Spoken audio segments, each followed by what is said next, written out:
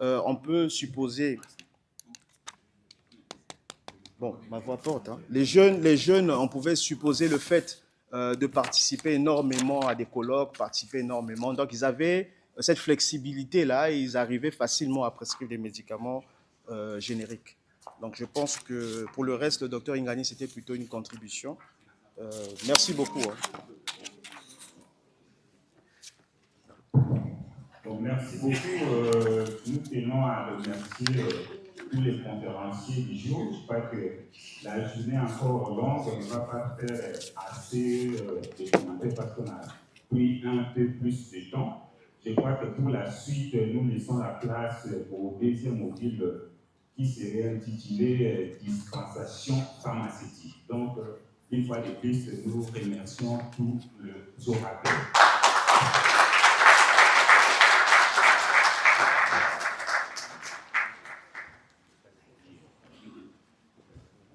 Voilà, merci beaucoup. Comme l'a dit le rapporteur, nous venons là de clore le premier module qui était consacré sur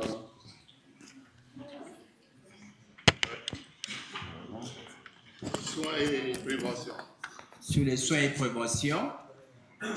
Alors, sans plus tarder, nous allons attaquer le deuxième module sur la dispensation pharmaceutique. Alors là, j'appelle le docteur Jean-Claude Ongoli, ancien président de l'Ordre national des pharmaciens du Congo, et aussi le docteur Sia, qui est le rapporteur.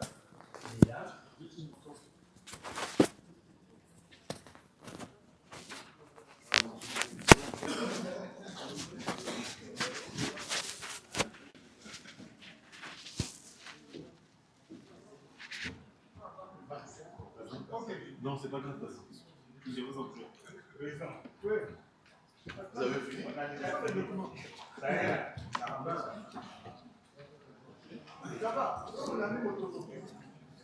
Voilà.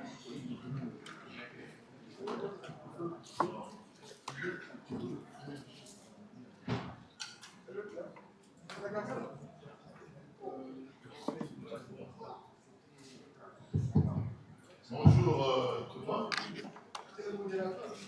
Nous allons continuer pour notre module de ce matin, le deuxième.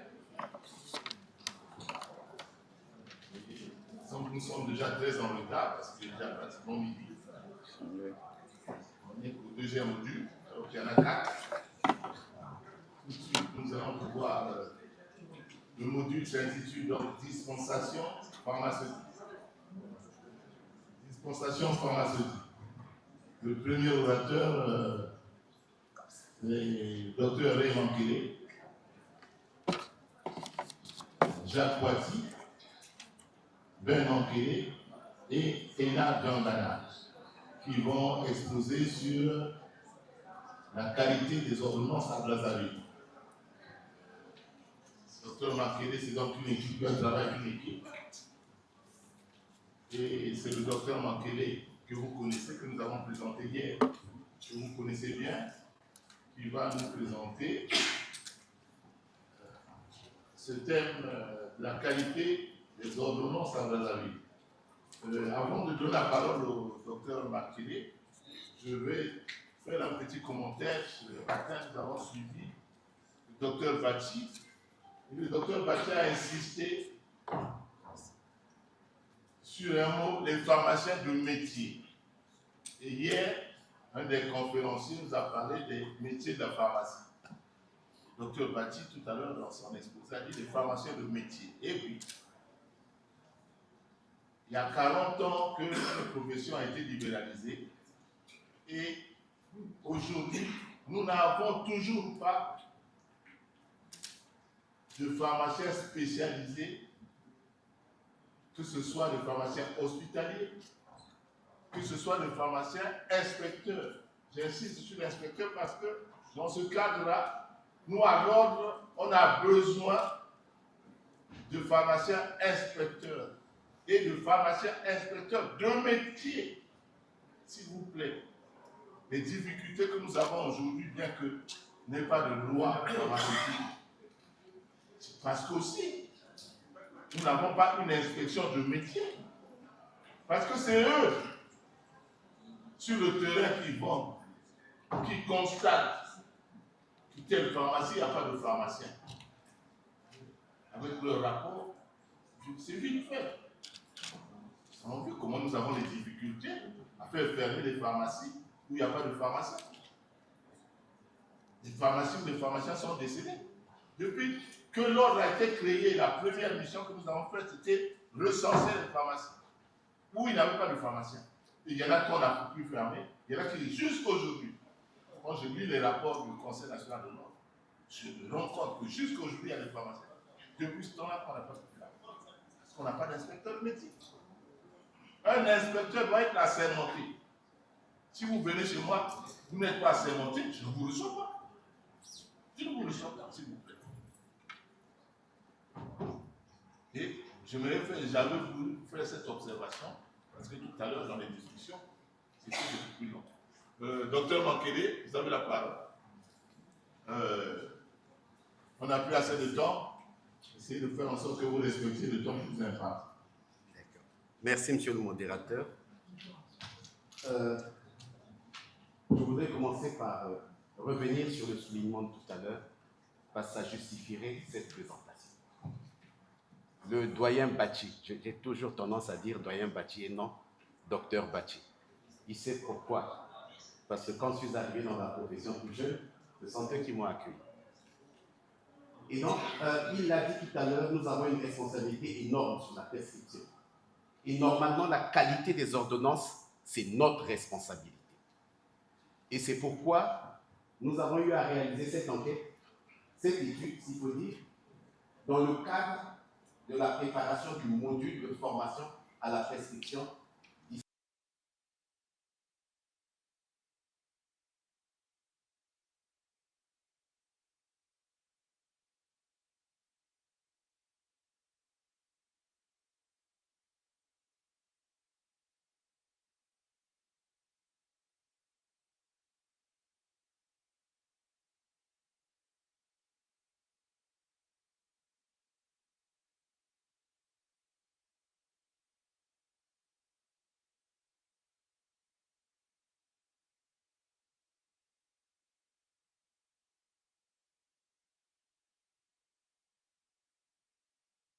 Examens complémentaires, mais aussi les dispositifs médicaux, les règles d'hygiène et même les soins paramédicaux. Dès lors que c'est prescrit par un professionnel de santé, le support est appelé ordonnance. Il faut également retenir que c'est cette ordonnance qui fait le lien, l'interface entre le prescripteur, le patient et le dispensateur. Généralement, le prescripteur ne voit pas le dispensateur. Mais ce qui les relie, tous les trois, c'est cette ordonnance médicale.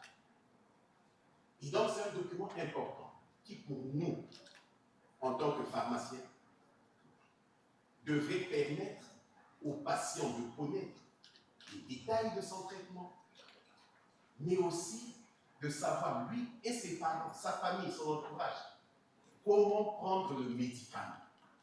Et ça, c'est très important. Nous verrons par la suite diapo. Lorsque l'on prend ce document a un aspect juridique important. C'est pour cela qu'on l'appelle ordonnance. Parce que c'est un document qui engage la responsabilité, et c'est une responsabilité pénale de celui qui prescrit cette ordonnance. Et en cas de dommage, l'ordonnance peut lui être imposable, c'est-à-dire qu'on peut ester en justice contre le prescripteur parce qu'il y a eu un problème sur son ordonnance. C'est pourquoi il y a des informations importantes et obligatoires qui doivent figurer sur une ordonnance. Mais aussi, l'ordonnance doit être rédigée de façon claire, de façon lisible et de façon compréhensible pour éviter toute erreur d'interprétation. Parce que la moindre erreur peut être fatale et entraîner des poursuites judiciaires. Diapositive. Alors, cette enquête puisque nous devons aller vite, nous l'avons réalisé au mois de mai 2023. Ici à Brazzaville, dans 9 officines, il y en a qui se demanderont, mais on ne les a pas vus. Nous ne sommes pas entrés dans les officines. Nous nous sommes mis devant les officines afin de récupérer les ordonnances qui sortaient de l'officine. Nous avons été dans les 9 districts sanitaires. On a choisi une officine par district sanitaire et nous avons collecté 20 ordonnances par officine, ce qui nous a donné un total de 180 ordonnances. Diapo. Alors, sur ces 180 ordonnances, il nous fallait examiner les 11 critères qui sont reconnus comme étant des critères de bonne pratique de prescription qui devraient figurer sur une ordonnance. Lesquels c'était le nom du prescripteur, il fallait vérifier, la qualité du prescripteur, ses coordonnées, la date de l'ordonnance, le nom du patient, son âge, son sexe, mais surtout la dénomination complète du médicament. Ce sur quoi nous nous trompons souvent. La dénomination du médicament, ce n'est pas le nom du médicament. Le nom du médicament, c'est Loripal. Mais la dénomination du médicament, c'est nom plus forme plus dosage, éventuellement conditionnement. C'est cela la dénomination. Il fallait donc le vérifier sur ces ordonnances, mais il fallait également regarder la posologie exacte, la durée du traitement, si un rendez-vous était prévu et la signature du prescripteur. Voilà les 11 critères que nous avons voulu prendre. Et qu'est-ce qu'on a obtenu? Comme vous le verrez au tableau. 47% ne portaient pas l'identité du prescripteur. On ne sait pas qui a prescrit. Ce n'est pas que pour les stupéfiants, même les médicaments. On ne sait pas qui a prescrit.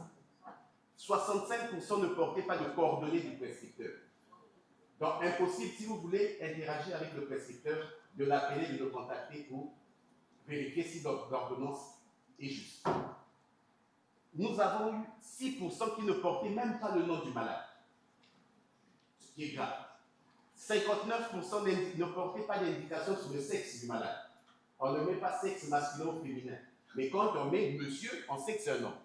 Quand on met madame, surtout qu'aujourd'hui, nous avons des prénoms mixtes. Donc on ne sait pas si Inès, c'est un homme ou une femme. C'est très important ça.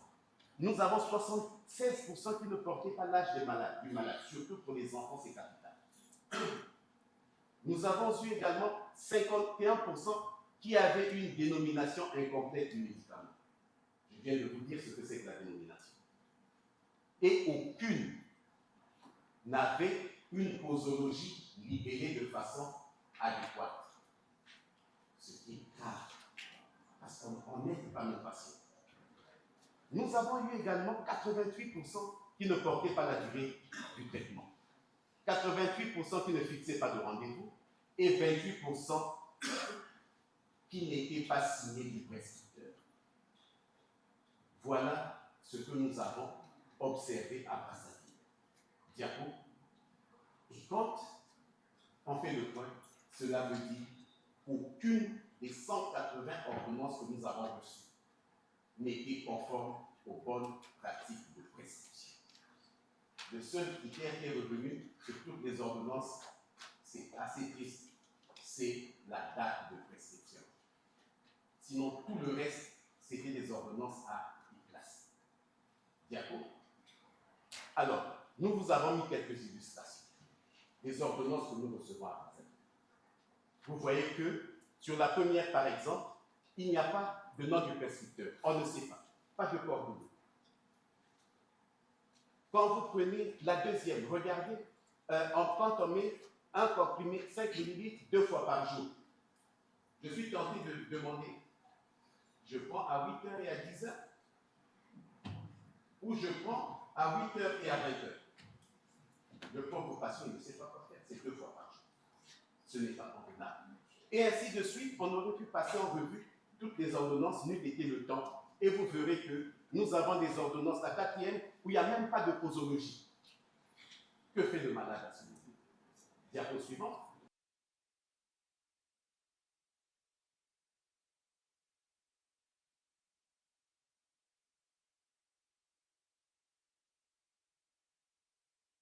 du mal à trouver le dernier produit. Certainement que les confrères pourront mieux déchiffrer. C'était écrit Citael, lotion. J'ai fouillé dans le village, je n'ai pas trouvé Citael. Docteur Weber, il y a Citael à Dubifa. Qu'est-ce qu'on fait? Donc c'est vous dire ce à quoi nous sommes confrontés. Et le résultat, soit on n'a pas pu déchiffrer et on dit qu'il n'y a pas de médicament, soit alors on va donner Citael. Mais si c'était Citael, vous voyez qu'il y a un grand problème. Citael, ce n'est pas la même utilisation. Ce n'est pas la même utilisation. Qu'est-ce qu'on va faire? Vous avez la même ordonnance. Il y a des polyginax comprimés. Un comprimé par jour. Je fais comment? Je vais prendre polyginax comment? On peut vraiment s'étendre. Vous savez, on ne peut pas aligner les 180. Mais voilà comment nous nous retrouvons confrontés au contrôle. Diapositive. Alors, la leçon à retenir, c'est que vraiment, si on a un prescripteur sérieux, ça veut dire qu'on veut du bien de notre patient. Alors, il faut rédiger ces ordonnances de façon claire et lisible pour permettre aux dispensateurs, à la pharmacie, de donner de bons médicaments, de ne pas se tromper au moment de la délivrance. Souvenons-nous qu'il s'agit d'un document juridique qui engage la responsabilité du prescripteur.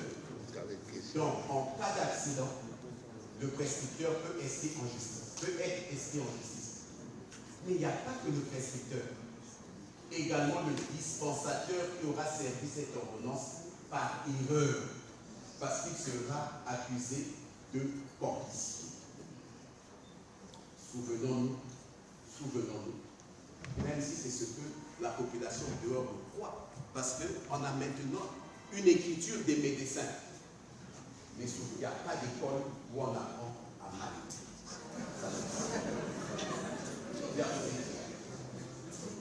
Alors, au terme de cette étude, on avait formulé une recommandation. C'était d'organiser des mises à jour régulières sur la qualité des ordonnances. Un module sur la prescription a été monté et dispensé depuis bientôt 3 ans à la faculté des sciences de la santé. Mais à côté de cela, il faut une supervision sur le terrain. Mais ce qui n'avait pas été mis là, c'était que les prescripteurs aussi, nous sommes en face de vous. C'est une rigueur de la part des pharmaciens. Apprendre à rejeter une ordonnance, apprendre à contacter le prescripteur pour qu'il sache qu'on ne peut pas continuer à envoyer n'importe quoi à la pharmacie. Notre responsabilité dans la médiation. Pour terminer, cette étude, vous pouvez la trouver sur le site de la FACAM, mais également sur ce site, vous avez tout un numéro qui est consacré à la Journée mondiale du pharmacien que nous célébrons aujourd'hui, notamment sur les aspects de contribution aux soins de santé primaire. Je vous remercie.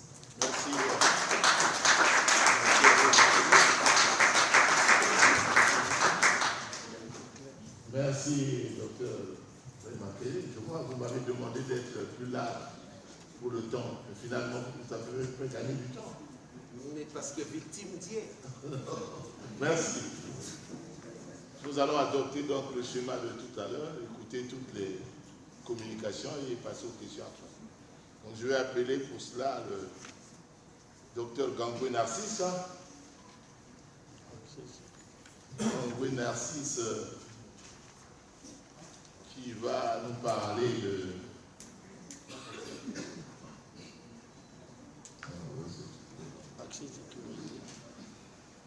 accès sécurisé aux médicaments.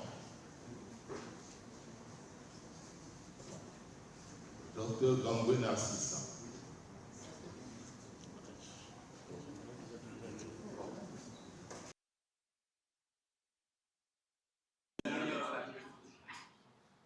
Il était tout à l'heure à chaque côté de moi.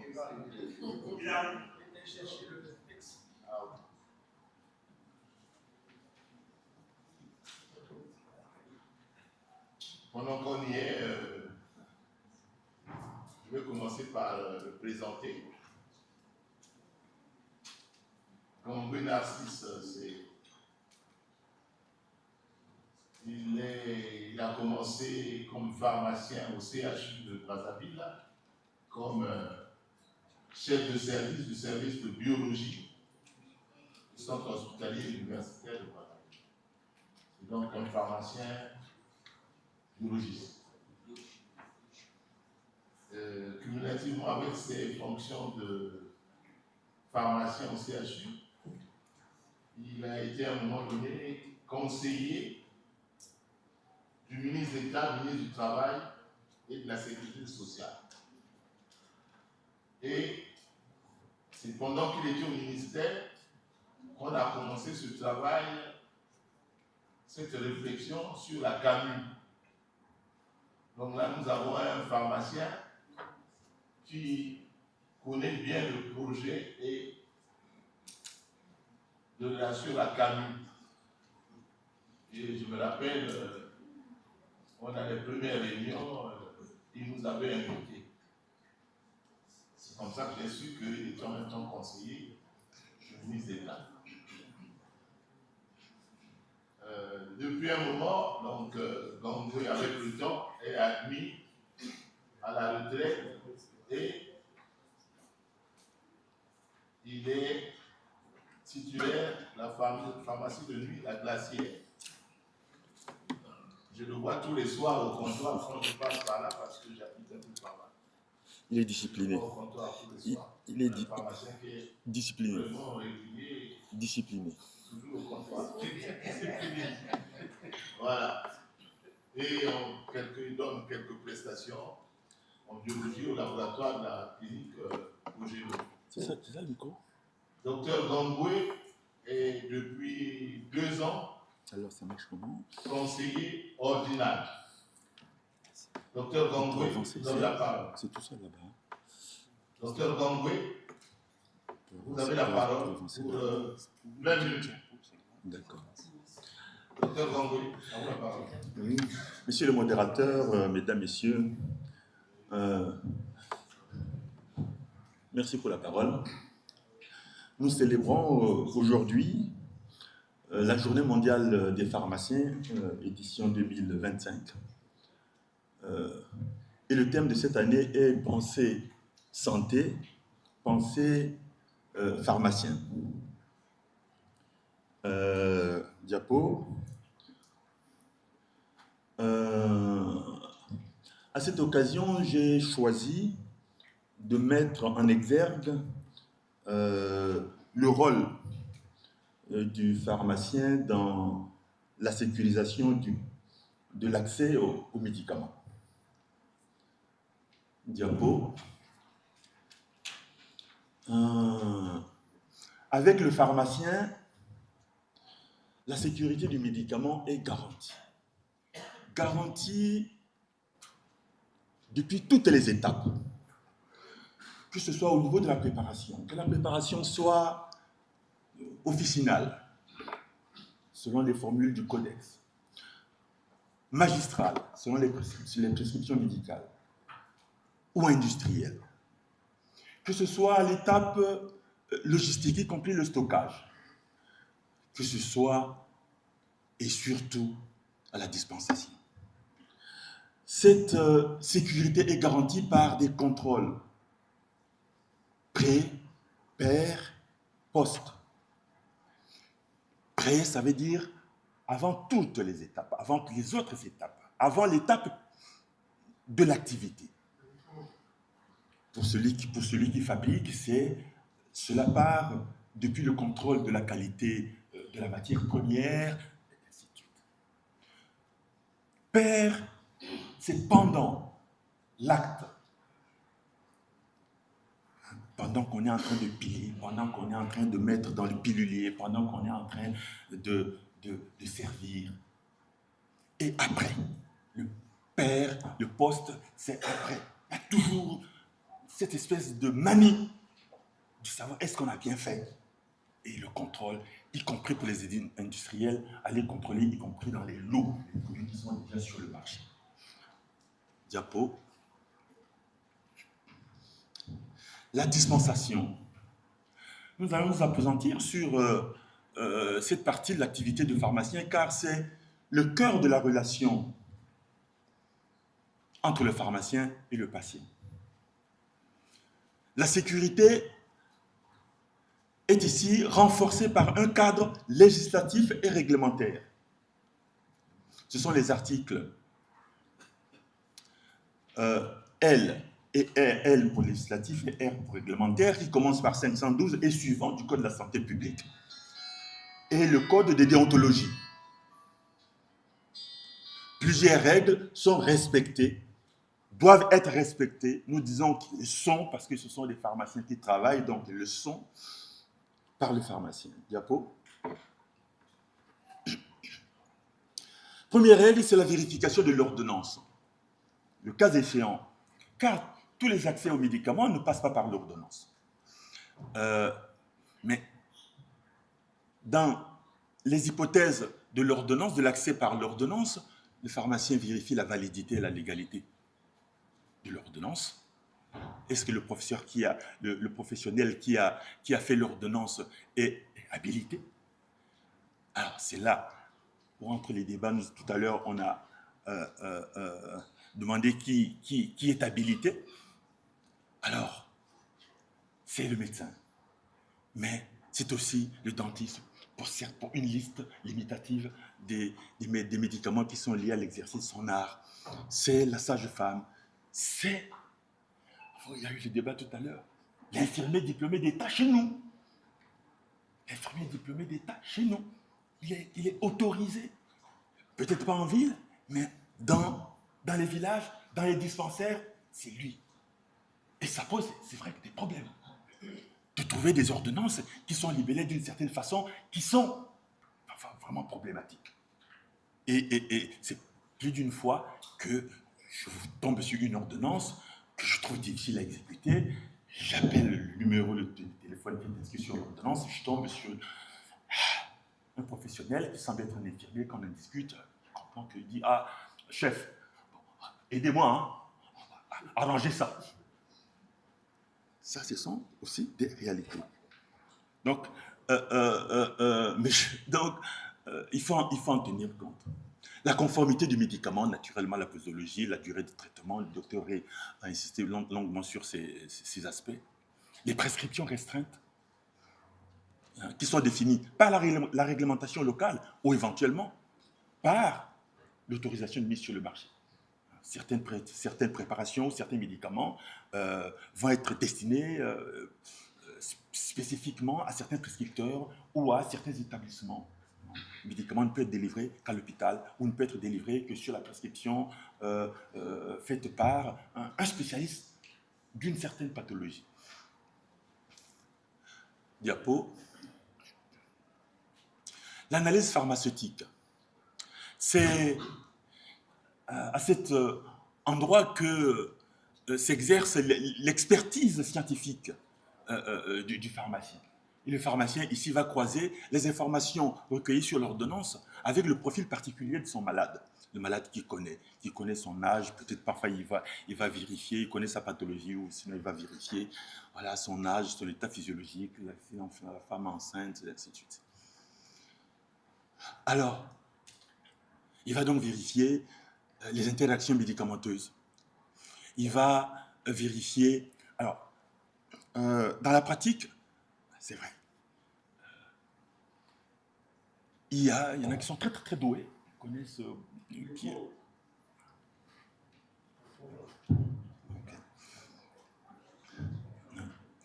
Donc, les vérifications qui sont l'expertise intrinsèque du... Il faut accélérer. Waouh. Voilà, bon. Ben, donc, vérification des interactions, les contre-indications, éventuellement la vérification des posologies. Le pharmacien peut être appelé à modifier, éventuellement avec l'accord du prescripteur, la forme dialectique. se trouve devant un malade et qui ne peut pas avaler le gros comprimé qu'on lui a prescrit, il va essayer de négocier avec le prescripteur s'il ne peut pas remplacer par un sirop qui a les qualités équivalentes. Diapo. Respect des règles de délivrance selon le statut de médicament. Médicaments en accès direct. La liste est limitée, mais un certain nombre de médicaments sont délivrés directement par le pharmacien sans passer par une ordonnance. Mais le conseil doit toujours accompagner cette délivrance. Et ce conseil peut être très, très utile parce qu'on va être parfois devant des cas. Vous voyez, le malade vient pour une demande d'un produit, la grippe simple. Et puis, au moment de partir, il dit, docteur, j'ai besoin de rajouter-moi un Doliprane là pour adulte. Et il appartient au pharmacien de dire, ah monsieur, le produit que je vous ai donné pour la grippe, il a déjà le paracétamol et le Doliprane que vous voulez prendre, c'est également du Doliprane, ou plutôt du paracétamol, et au dosage et à la façon dont vous pourrez le prendre, vous tomberez rapidement dans les doses toxiques. Parce qu'il y a beaucoup de cas qui sont parfois documentés, parfois ils ne sont pas, de la nuisance, hein, des effets délétères, hein, de la iatrogénie du paracétamol chez nous. Hein. Récemment, nous sommes tombés sur un cas d'hépatite, on pourrait dire fulminante, avec des transaminases au plafond. L'enquête sérologique ne donnait rien. Et finalement, on découvre que c'est des prises de paracétamol qui ont entraîné cette situation. Donc, les médicaments en vente libre, conseil du pharmacien obligatoire. Médicaments sur ordonnance. Oui. Normalement, il y a des médicaments qui ne peuvent être délivrés. La plupart des médicaments dans nos officines ne doivent être délivrés que sur ordonnance. Sauf pour certains médicaments dont le renouvellement peut être fait directement par les pharmaciens compte tenu éventuellement de l'urgence. Mais nous sommes toujours dans les cas où le pharmacien est confronté à des difficultés. Les antipaludiques. Les antipaludiques font partie de ces médicaments qui ne devraient être délivrés que sur ordonnance. Je ne sais pas s'il y a des pharmaciens qui refusent de délivrer des antipaludiques, un antipaludique sans ordonnance. Tous les antipaludiques sont ce qu'on appelait historiquement le tableau A, aujourd'hui liste 1. Donc, même renouvellement interdit. Voilà. Ce sont des cas justement où nous allons discuter éventuellement sur la mise à jour de nos pratiques. Hein. Et naturellement, les stupéfiants. Je crois que c'est le docteur Bati qui a longuement parlé de ça, effectivement, du cadre de la gestion des stupéfiants, où nous savons que l'ordonnance doit être sécurisée, des règles strictes de durée,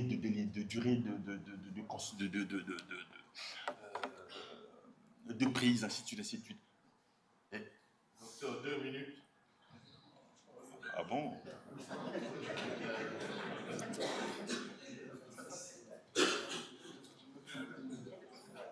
Diapo, mais je ne suis pas Monsieur le Président. Alors, les contrôles techniques, c'est le pharmacien. Nous sommes, je crois, au cœur quand même de ce que fait le pharmacien.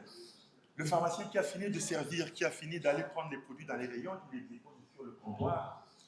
Voilà. Avant de les délivrer, va faire un dernier contrôle. Tiens, confronter la liste qui est sur l'ordonnance avec la liste qui vient de sortir. Est-ce qu'on n'a pas substitué? Est-ce qu'il ne s'est pas trompé dans la forme 1, qui n'est pas trompé dans le nombre de boîtes, ainsi de suite. Diapo. Information et conseils obligatoires. Donc, explication aux patients sur les posologies, les horaires, modes d'emploi, effets secondaires, précautions d'emploi. Proposer éventuellement un entretien pour certaines situations, surtout les malades qui sont porteurs de maladies chroniques, sur le bon usage des médicaments, insister sur l'observance thérapeutique, notamment le respect des posologies et la durée des traitements. Et là, beaucoup d'études montrent que l'observance thérapeutique est bien beaucoup plus élevée chez le patient qui bénéficie des conseils des pharmaciens. Diapo. Pour conclure, docteur. Diapo. Nous insistons également sur la traçabilité et l'archivage. Nous disons que tous les médicaments délivrés sur ordonnance devraient donner lieu à un enregistrement. On a parlé tout à l'heure d'ordonnancier, qui n'existe plus, qu'il faut remettre à l'ordre du jour. C'est vrai qu'aujourd'hui, nous utilisons des logiciels. Et nos logiciels sont beaucoup plus orientés commerce que enregistrement des données du patient. C'est un sujet. Diapo. Diapo. Diapo. Parce que je vois qu'on va aller...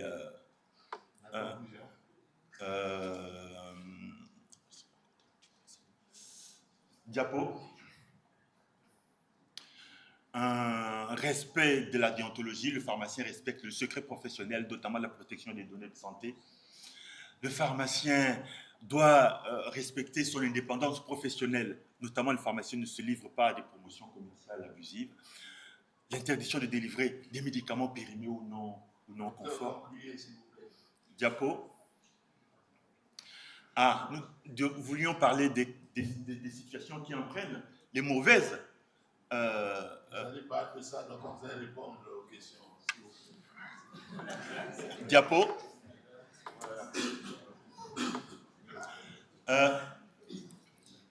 Mesdames, Messieurs, le pharmacien agit en tant que gardien de la santé publique qui allie l'expertise scientifique, la vigilance réglementaire et l'éthique professionnelle. Les différentes règles qu'il applique garantissent la sécurité des patients et la qualité des soins. Notre réglementation n'est pas à jour en regard de certains aspects de l'exercice. Il appartient à l'ordre et à l'administration sanitaire de les recenser afin de faire évoluer la réglementation. Nous insistons sur la notion d'enregistrement et de traçabilité des actes pharmaceutiques. Elles font toute la différence entre un exercice informel et l'exercice professionnel du pharmacien. Nous n'oublions pas que le non-respect des règles engage la responsabilité civile et pénale du pharmacien. Par ailleurs, les pharmaciens sont soumis au contrôle de l'inspection et de l'ordre. Diapo final. Messieurs, mesdames, messieurs, c'est ainsi que la sécurité de l'accès aux médicaments est garantie par les pharmaciens. Je vous remercie.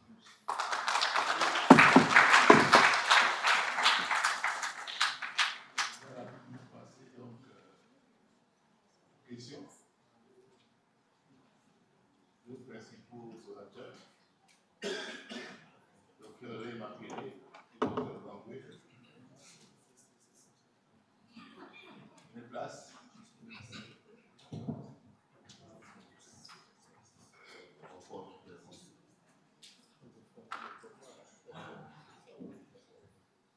Allô? Donc on va aller, moi je commence à droite.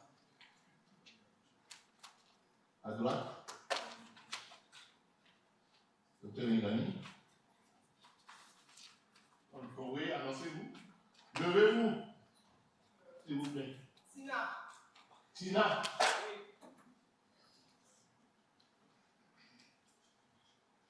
À droite, il n'y a plus personne.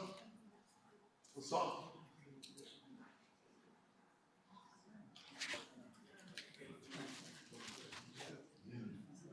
Docteur Jimmy, c'est ça? Au centre. Enfin, à gauche. Non, au centre, là-bas au fond. Mokoko. Ok. Mokoko André. À gauche. Attendez. Là, le premier. Là, à gauche, là, devant, là. Levez-vous de... Ibata? Oui. Ok. Oui, levez-vous. Docteur Sungwa. Docteur Sungwa. Docteur Fila. Docteur Fila. Au fond? Docteur Gonga. Bon, les deux derniers exposés, Docteur Atta, vice-président, les deux derniers exposés que nous avons suivis, effectivement, ont parlé de notre pratique quotidienne. Est-ce que nous respectons effectivement tous les textes dans la pratique de notre profession. L'ordonnance, on a insisté sur l'ordonnance. L'enquête qui a été menée devant nos officines a montré que souvent, nous sommes obligés de fois d'interpréter une ordonnance. Et c'est une responsabilité importante parce que si vous n'arrivez pas à lire correctement l'ordonnance, vous aussi vous êtes responsable et vous êtes puni pénalement au même titre que celui qui a prescrit l'ordonnance. Donc c'est là une une de nos grosses responsabilités. Et comment est-ce que nous faisons des produits qui sont dans les tableaux, qui les prescrit? Est-ce qu'il y a des limitations? Est-ce que c'est ouvert? Quelqu'un a raconté ce matin, disait que je crois qu'un produit, le tramadol, je crois, qu'une officine,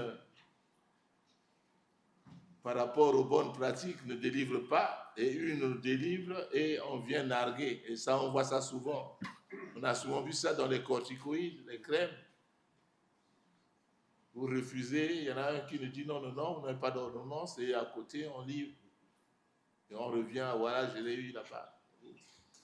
On voit là un peu sur quoi, sur notre pratique, apporter les deux exposés de ce matin. Donc, à vous, des questions.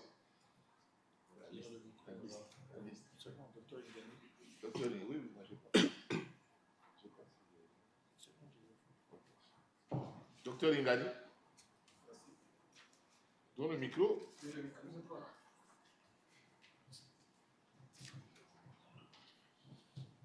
Merci. Encore une fois, je voudrais féliciter les deux orateurs.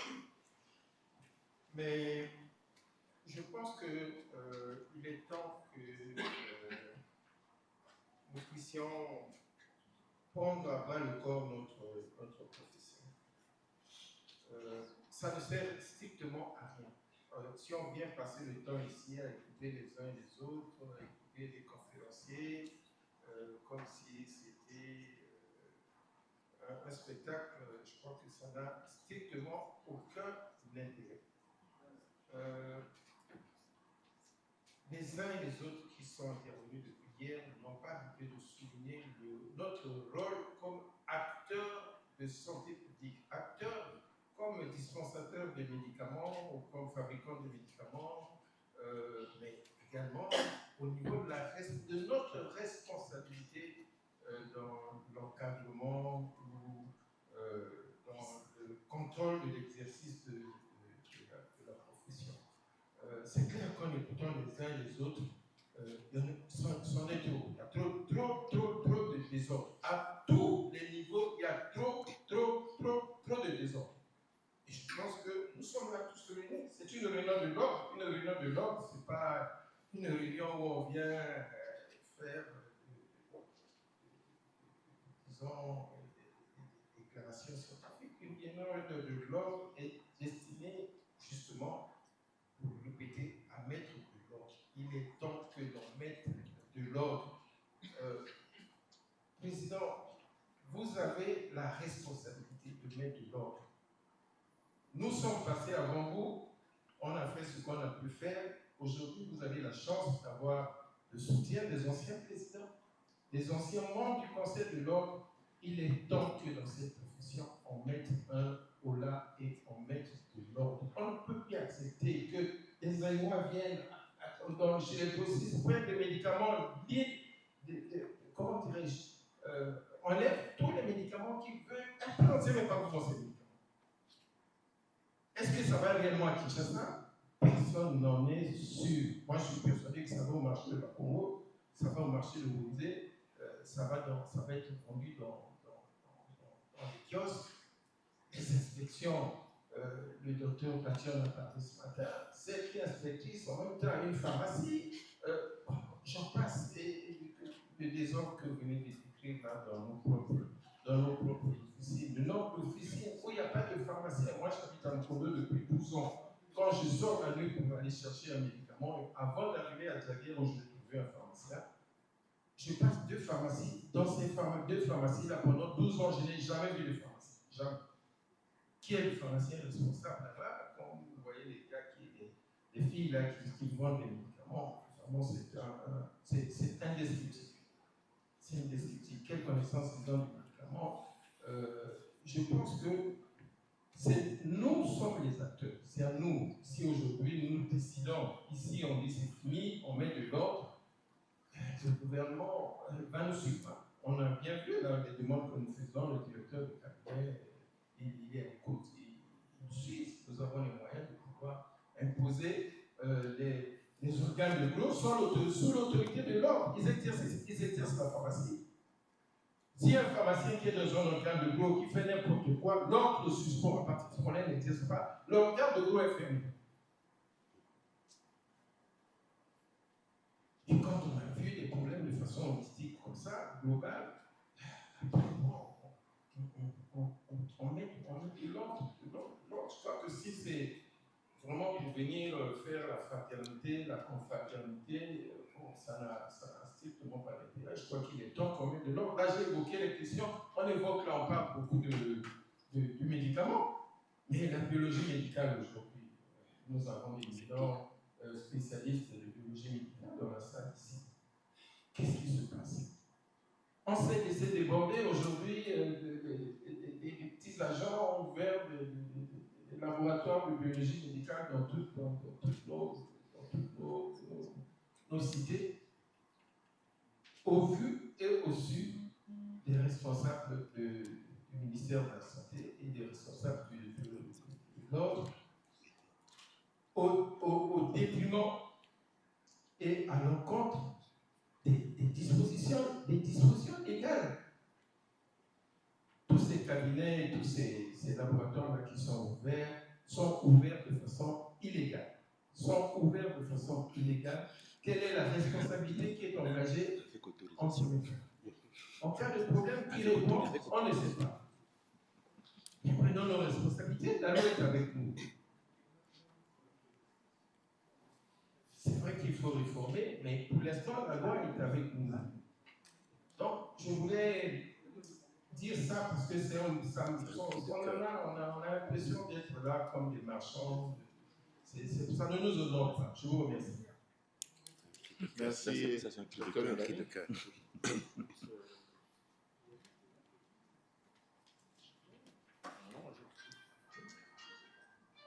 Tina, monsieur Tina.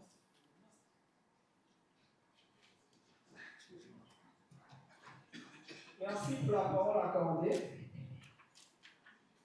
Je suis Tina Akonche, étudiant à l'EMP. Ma question s'adresse au docteur Raymond Kelly.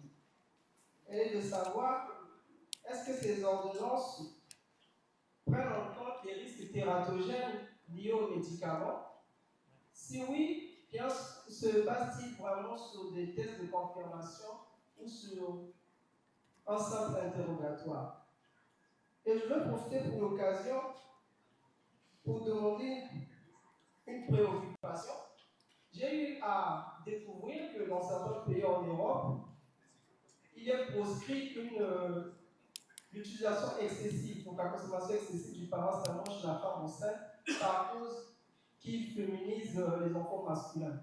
Je vais donc profiter de l'occasion, en vue de tous les pharmaciens qui sont ici, si cette étude est bien révélée, concrète et vérifiée. Si oui, quels sont donc les moyens mis en œuvre chez nous pour prévenir les risques bien sûr? Merci. Merci, monsieur Tina. Non.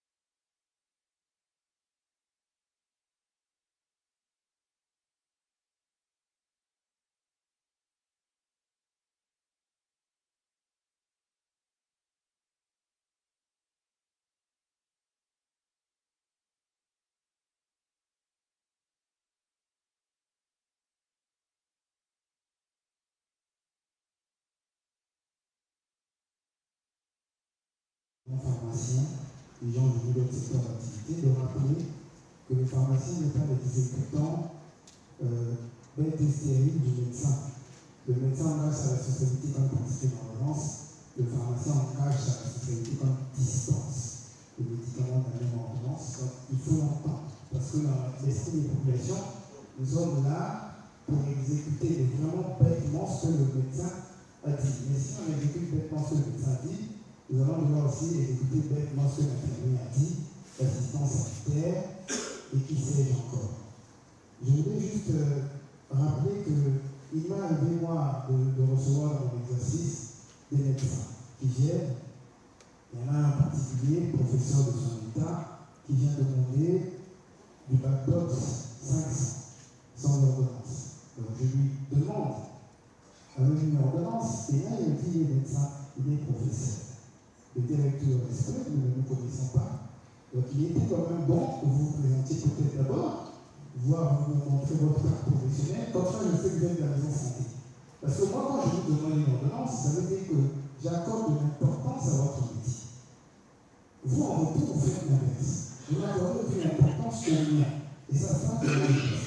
Quand les patients sont rencontrés, les médecins peuvent donner des produits sur ordonnance, sans ordonnance, mais nous faisons pareil. Cette dérive va plus loin. Parce que le médecin, aujourd'hui, il envoie des patients, en tout cas c'est ce qu'il nous rapporte. L'enfant, la fièvre, j'ai appelé le médecin, il a dit de donner augmentant. Et donc, il n'y a pas de prescription au téléphone, et je crois qu'il faut insister là-dessus. Il y a encore quelques années, je suis secrétaire général du syndicat national des pharmaciens du Congo. On a parlé des psychotropes de Tomachi. Nous avions initié l'ordonnancier dans ton rapport. Le 4 juin 2020, nous écrivions à la DPL pour qu'on remette au goût du jour l'ordonnancier. Il y avait 3 conditions. La première condition, c'est que l'ordre des pharmaciens se saisisse de la question. La deuxième condition, c'est que l'ordre des pharmaciens doit rencontrer l'ordre des médecins. Parce que n'importe qui prescrit dans ce pays. Je crois que cette démarche n'a pas été faite. Et si elle est faite, elle va vraiment élaguer beaucoup de choses. J'insiste là-dessus pour que ce soit fait. Et là, la troisième dérive, je vais terminer par là. Il est aujourd'hui remarqué dans les officines, en tout cas dans la mienne, des gens qui viennent avec des ordonnances, pas plus tard qu'il y a une semaine, j'en ai reçu une. C'est une ordonnance qui date de 2023. Un traitement sur les 5 produits qu'il y avait qui tiennent en durée sur une boîte. Et donc le patient revient avec la même ordonnance qui date d'il y a 1 an et demi. Et donc, vous avez dit qu'il faut vraiment de la rigueur dans l'analyse pharmaceutique d'une ordonnance. Donc, moi seulement à partir de la date, je pose la question de vous connaissez pourquoi c'est une ordonnance qui date. Non, je ressens les mêmes effets, le médecin a dit. Il faut reprendre les inputs. Donc, il y a vraiment un travail à faire avec l'ordre du médecin. Je termine sur ces recommandations de faire.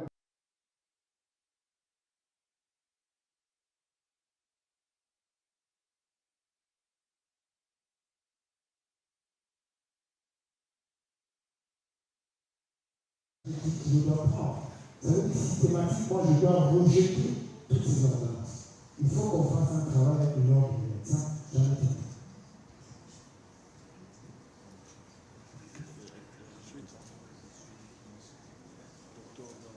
Docteur Ganga.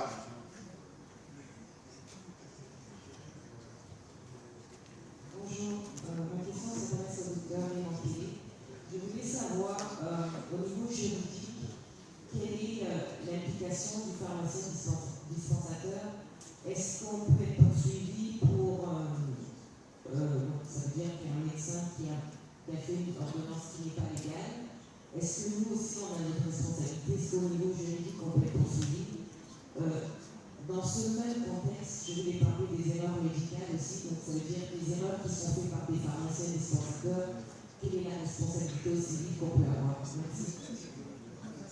Merci. Docteur Atta.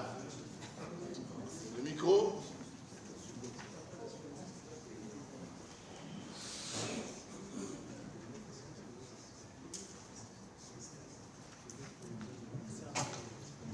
Merci, monsieur le modérateur. En écoutant tout à l'heure, vous avez vu que j'étais la dernière à demander la parole, en fait, quand j'étais sorti. Mais je savais déjà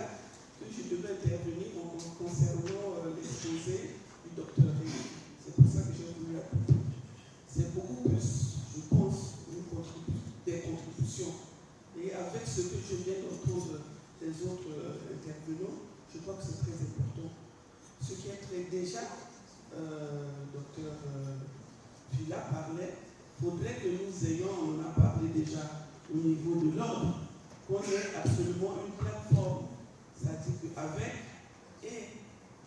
l'ordre des médecins, l'ordre des avocats et l'ordre des pharmaciens, parce qu'il y a beaucoup de problèmes que nous pourrons ensemble régler et intervenir les uns les autres, aider également les autres, en ce qui concerne aussi les avocats dans le cas. Je voulais intervenir par rapport aux documents juridiques. C'est vrai, vous avez bien insisté. L'ordonnance. Vous savez, nous avons rapidement, parmi les premiers à ouvrir les pharmacies, lorsqu'il y a eu la libéralisation de la profession au sein des nationaux. Moi, par exemple, j'ai eu mon autorisation en 87. Il y a beaucoup qui étaient certainement pas encore connus. Mais à l'époque, déjà, on était obligé d'avoir un ordonnancier. Obligé d'avoir le carnet de stupéfiants. Obligé. Et on était contrôlé lorsqu'on faisait la demande chez les grossistes pour demander. Et, comme vous avez dit, l'ordonnancier était absolument réglementé. Les médicaments qu'on devait délivrer sur ordonnance, tableau acte, les médicaments en prescription libre, et ça c'est très important. Alors, qu'est-ce qu'il en est, où est-ce qu'on en est arrivé maintenant là, à ce que l'ordonnancier ne fonctionne plus, à ce que nous ne pouvons plus commander nos stupéfiants sans ce carnet. Parce que c'était obligatoire lorsqu'on devait donner une autorisation d'ouvrir ta pharmacie. On devait donner vérifier.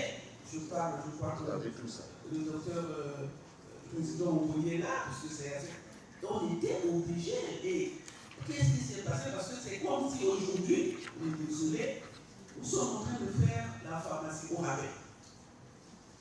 Au rabais parce que, et c'est vrai, ce que vous venez de dire, à l'époque déjà, on était à du temps, il faut plus savoir, pour la raison qu'il y a la vie, sans ordonnance, mais nous devons nous-mêmes être conscients de notre profession et la faire respecter. Il n'est pas question que, par exemple, si nous mettons tout en place, si moi, la pharmacie Y rejette une ordonnance et que la pharmacie Y a bien un donne pour avoir le chiffre, ça c'est ce que je disais tout à l'heure, mettre notre profession au rabais. Nous devons déjà, nous sommes des professionnels. Tout à l'heure, quelqu'un a posé, vous avez dit oui, il y a le module sur la prescription. On met les recommandations et qu'est-ce qu'il en est? Comment nous devons les suivre? Il faut les suivre. Après, on a rejeté une ordonnance, c'est ce qu'on a dit tout à l'heure. Quelqu'un rejette, l'autre sert pour avoir le chiffre d'affaires. Nous devons essayer de faire encore travailler évidemment avec notre ministère. Hier, on a regretté le fait qu'il n'y avait pas la DPM. C'est dommage. Oui, c'est-à-dire que notre inspectrice aussi n'est pas là. Alors que ça, c'est très très important ce que nous sommes en train de dire. Hein? C'est comme si j'avais entendu le docteur Inani dire c'est comme si on va finir en rond, on se rend pas compte. Il faudrait que nous, on ne perd pas notre temps. Nous qui sommes ici, nous devons absolument être pragmatiques, être décisifs. Quelqu'un parlait du fait que, docteur, du fait que quelles sont les sanctions. Mais nous, lorsque, moi personnellement, quand je faisais la législation en fac, je me disais, je me suis fourré où là? Facilement, j'ai étudié en Belgique, facilement je me retrouvais en prison. Mais malheureusement, on est arrivé sur le terrain. C'est dommage. Je crois qu'il faudrait absolument que nous qui sommes là, les pharmaciens de dire, montrer le chemin aux jeunes pharmaciens. Il faudrait reprendre notre profession en main pour qu'on puisse voir, oui, c'est des scientifiques. Voilà pour les. Le président de la contribution, je voulais. Merci. Madame la Présidente. Président. Je crois que c'était la dernière question, la dernière intervenant. Nous allons pouvoir donner donc la parole aux deux présentateurs pour réagir et donner des éléments de réponse à ceux qui ont posé les questions. Merci, monsieur le modérateur. On va le prendre de façon groupée, pour ne pas répondre à chacun. Je crois que le problème de fond, c'est ce qu'a soulevé en dernier lieu le docteur Attal. Il y a une véritable dégradation de la profession. Mais cette dégradation n'est pas propre à notre profession. Cette dégradation, je pense, elle est générale. Je vais vous dire, quand on grandissait, il n'y avait pas de coupure d'eau à Brazzaville. On avait toujours de l'eau. Mais aujourd'hui, on fait 6 mois sans eau. C'est pareil, quand on a commencé la pharmacie, c'était assez rigoureux. Oui, c'était assez rigoureux. Et maintenant, c'est une dégradation totale. Quand j'ai appris à conduire, Brazzaville était l'une des villes où on conduisait le mieux. C'était cité en Afrique, hein, je vous assure. Mais aujourd'hui, quand je peux me faire conduire, je suis content. En fait, c'est une dégradation sociétale et qui nous a impactés. C'est pourquoi, même l'ordonnancier que nous avons tous appris, nous avons l'ordonnancier, normalement tous, on les a dans l'officine. Mais tous, nous n'utilisons pas l'ordonnancier. C'est une dégradation générale. Et qu'est-ce qu'il faut faire? Il faut commencer par rétablir, comme on dit, l'ordre. Je ne suis pas politicien, mais ce n'est qu'en rétablissant l'ordre qu'on peut arriver à changer les choses. Ce n'est pas l'ordre des pharmaciens, c'est l'ordre qu'il faut rétablir. Le président Ingani le disait tout à l'heure. Rétablir l'ordre, on l'a évoqué hier, c'est d'avoir une législation et une réglementation robuste et avoir des organes solides pour mettre en œuvre cette réglementation, cette législation et pour la faire respecter. Tant que ça n'est pas mis en place, je vous assure que ça ne marchera pas du tout. Et donc, ça va de notre propre responsabilité si nous voulons mettre de l'ordre au sein de notre profession. Déjà, commençons par donner à l'ordre des pharmaciens la place qu'il faut en notre sein. Déjà que ce que dit l'ordre, en dehors des cotisations, hein, ce que dit l'ordre sur le plan technique que l'on voit, que c'est dit, c'est l'ordre qui a dit, et nous tous nous nous alignons. Parce que l'ordre, c'est nous. Quand l'ordre le dit, ça veut dire que nous-mêmes, nous avons dit. Et pour paraphraser le président Ingani, on sortira de ces journées avec quoi? On a tenu des journées l'année dernière. On est sorti avec quoi? On aurait pu commencer ces journées par faire le point de ce qu'on s'est dit l'année dernière. Est-ce que ça a été mis en œuvre? Ce n'est que comme ça qu'on peut voir l'évolution au sein de notre institution. Maintenant, les autres aspects qui sont un peu plus... Oui, les ordonnances incomplètes, qu'est-ce qu'il faut faire? Elle est incomplète, elle est incomplète. À partir du moment où nous sommes conscients que ça peut nous conduire en prison, quelle doit être notre attitude? C'est d'abord notre propre protection. C'est vrai que nous sommes également dans une société où, quand quelqu'un meurt, si j'étais en Côte d'Ivoire, je dirais Yako, et puis c'est fini. Mais le jour où on aura une société de droit, quelqu'un meurt, mais il va aller porter plainte, et on va rechercher qui est à l'origine de sa mort. Donc, quand ça viendra, vous verrez que nous-mêmes, quand on verra Citaël, aussitôt on va dire non, non, non, non, non, repartez voir le prescripteur. Donc ça y va de notre propre responsabilité et de notre propre sécurité. Et ça, c'est des choses qui devraient nous interpeller nous-mêmes. Il y a eu une question qui vient d'être évoquée. Ça, je préfère m'arrêter une minute là-dessus. C'est sur...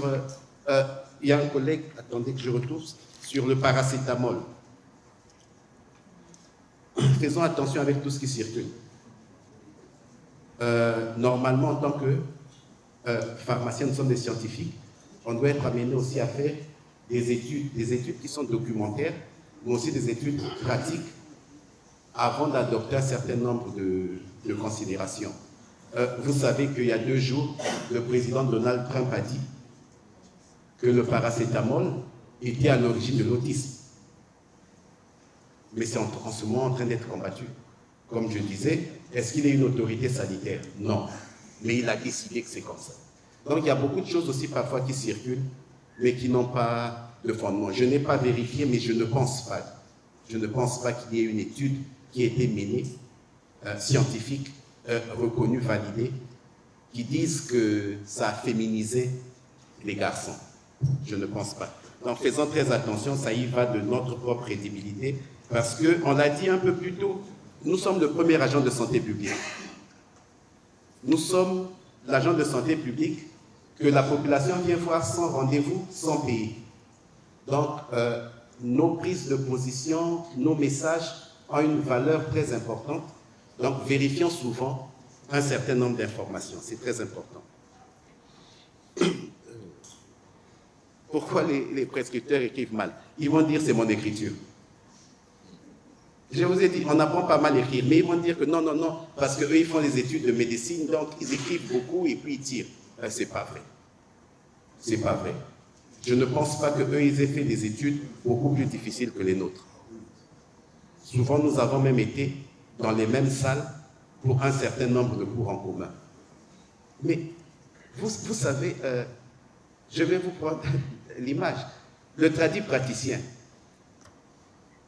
parfois, la plante qu'il utilise là, tout le monde la connaît. Mais quand vous allez partir chez lui, avant de vous la donner, il va danser. Il va danser. Ça le mystifie, ça fait sa valeur. Nos collègues aussi, cette façon d'écrire là, pour eux, ça les valorise.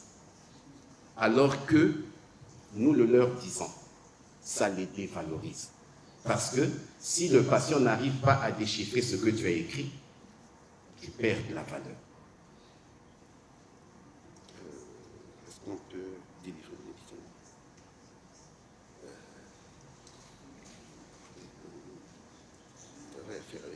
Oui, la dernière des choses, ce sur quoi je vais terminer, c'est la collaboration inter-ordre. Vous savez que nous partageons, je peux dire, la même profession. Si nous prenons des résolutions et que eux ne sont pas avec nous, ça ne pourra pas aboutir.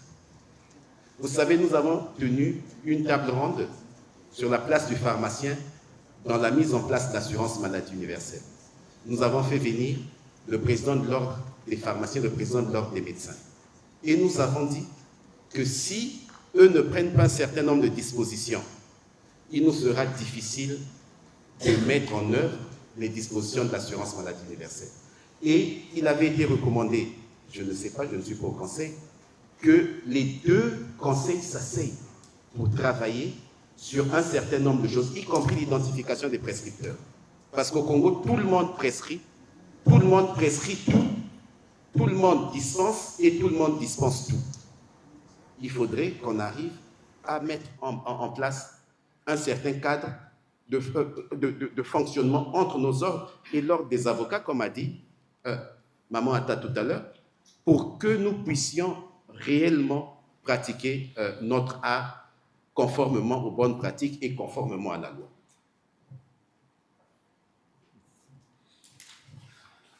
Oui, merci, monsieur le modérateur. Le docteur Mankele a accaparé toutes les questions. Voilà. Et je n'ai droit qu'à des miettes. Vos thèmes sont brigués, c'est normal. Et la question qui restait, c'était la délivrance des vaccins. Les vaccins peuvent être délivrés relativement librement, sur ordonnance normale, mais ça peut être délivré librement, mais c'est l'administration qui est réglementée. L'administration est ouverte aux pharmaciens dans certains pays. C'est là justement l'ordre, c'est là la réglementation locale. En France, maintenant, les pharmaciens, après une certaine mise à niveau, bon, ce n'est pas une formation diplômante, hein, voilà, mise à niveau, sont autorisés à administrer les vaccins. Bon, chez nous, justement, c'est ce que j'ai évoqué tout à l'heure, le recensement de toutes ces choses qui sont en décalage avec avec l'évolution des pratiques ou avec parfois nos pratiques au quotidien, voilà, pour faire évoluer la réglementation. Merci. Merci, sur les intervenants. Donc nous arrivons au terme de notre deuxième module de la journée. Les organisateurs viennent me signaler que nous allons pouvoir passer au troisième module. Et c'est après le troisième module, après l'intervention de M. François Ngaka, que nous prendrons la pause. Alors je demande donc à l'équipe du docteur Mokonzi Mobé de venir prendre place et faire la modération. Étienne, il est parti?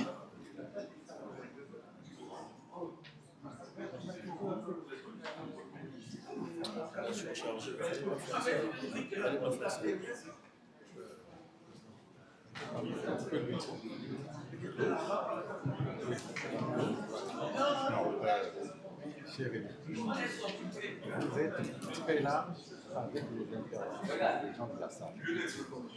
Moi, je suis frustré et j'ai entendu à la salle des gens frustrés. On a souvent laissé mon vérifier de vous.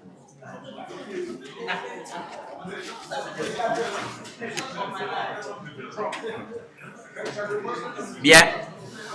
Votre attention, s'il vous plaît.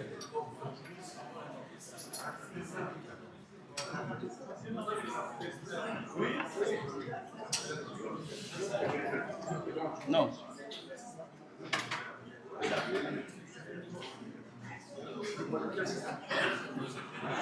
Qu'est-ce qu'on fait? Qu'est-ce qu'on fait, les gars? Est-ce qu'on fait la pause ou... Non, les gens, c'est de vous expliquer là.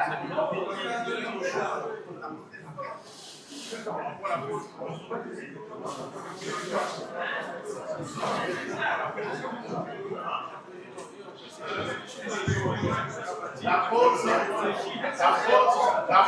15 minutes, hein, 15 minutes de pause. 15 minutes.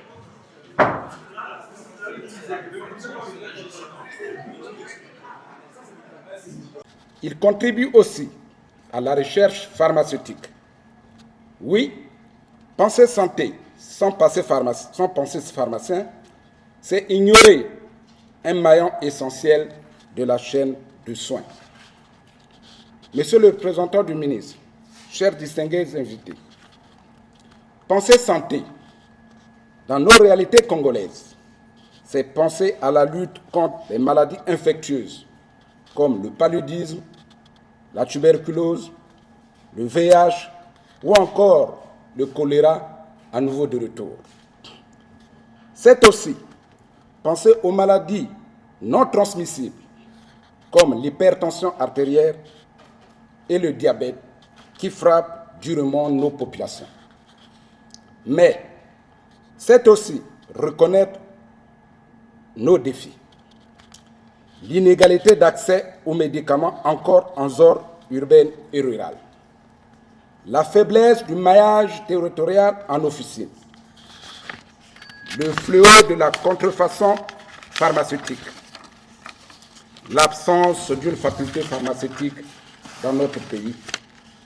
La disparition de notre industrie pharmaceutique nationale et les difficultés de gouvernance de notre secteur. Chers confrères, chères consoeurs, ces défis exigent de nous une vision, une innovation et une solidarité professionnelle. Mesdames et messieurs, chers partenaires, face à ces réalités, la réponse est claire. Il faut penser pharmacien. Car Dans nos villes, comme dans nos villages les plus reculés, nous sommes souvent le premier et parfois le seul recours médical. Nous sommes les garants de la qualité du médicament, les sentinelles de la santé publique et les acteurs de proximité qui rendent les soins accessibles. Chers invités et chers confrères, notre ambition pour la pharmacie congolaise s'articule autour de 5 engagements.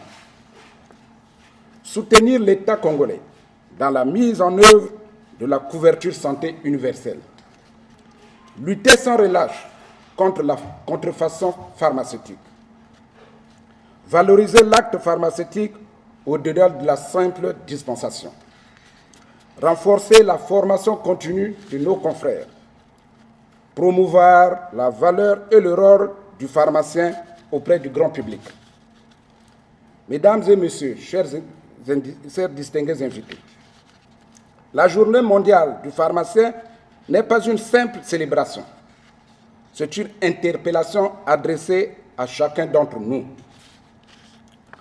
À vous, mes chers confrères et consoeurs, je demande de redoubler d'engagement, de proximité et de compétence. Vous êtes les héros du quotidien. À vous, nos autorités et nos partenaires, je dis que la pharmacie n'est pas un commerce, mais un pilier de santé publique. Sans médicaments sûrs, sans professionnels formés et sans reconnaissance de notre rôle, la pharmacie perd son âme. Et à vous, chers patients, sachez que votre pharmacien est votre partenaire de santé de confiance, accessible sans rendez-vous. Exigez toujours le médicament de qualité et fiez-vous à ses conseils. Chaque fois que vous pensez santé, pensez au pharmacien. Je vous remercie de votre aimable attention.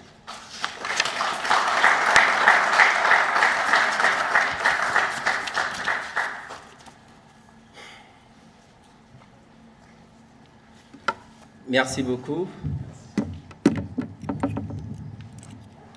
Merci beaucoup, Président, pour ces mots.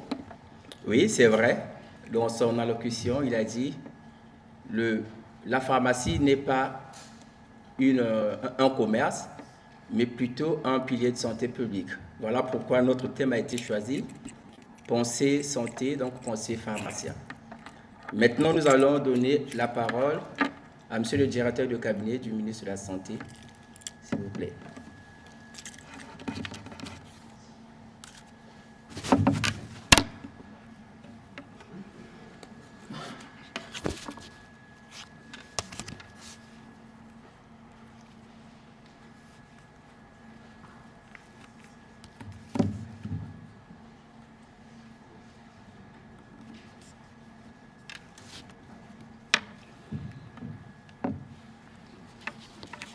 Merci. Monsieur le Président de l'Ordre national des pharmaciens de notre pays, Messieurs les présidents honoraires, Monsieur le Président du syndicat national et les membres, distingués invités, Mesdames et Messieurs, chers pharmaciens et chers participants. Au nom de Monsieur le professeur Jean-Rosaire Ibarra, ministre de la Santé et de la Population empêché, je vais pouvoir prononcer ce mot qui n'est tout simplement que la synthèse de ce que j'ai dit hier, en rappelant, comme nous venons de discuter avec lui il y a quelques heures, les 4 piliers que j'ai évoqués hier. Il s'agit notamment de la reconnaissance de la profession, des missions clés des pharmaciens, de l'alignement stratégique et des différents engagements. En effet, s'agissant de la reconnaissance de la profession, il avait été rappelé que, comme l'a dit encore une fois le Président tout à l'heure, la pharmacie est un maillon stratégique